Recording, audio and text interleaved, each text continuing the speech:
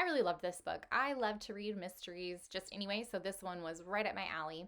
The Grimdark magazine review that I found said that John is an anti-hero. You can dislike him intensely as a character, but you end up cheering for him as a detective.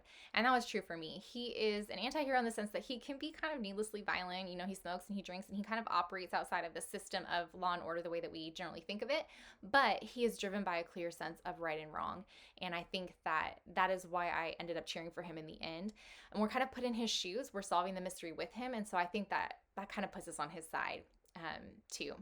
The Publisher's Weekly review that I found said all of this material is riveting, and Guarnido's artwork is full of indelibly captured characters. And I really did love the way that the characters were presented in this book, where the animal type kind of represented their personality. So you have like Blacksad, who is this like cat slinking through the shadows, you know, solving the mysteries.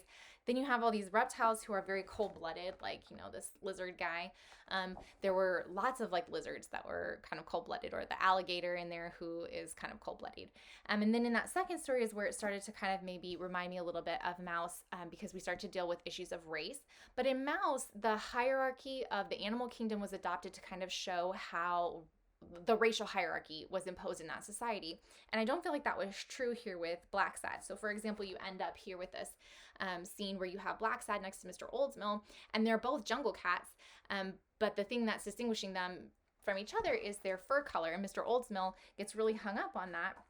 And so he ends up, you know, kind of joining up with a polar bear and a wolf and all these other animals that he doesn't really share common characteristics to, simply because he's hung up on the issue of fur color. And I thought that that was such an interesting way to show how absurd it is to be so hung up on race, and to use that as the thing that you use to kind of like distinguish people. So I definitely really enjoyed this book.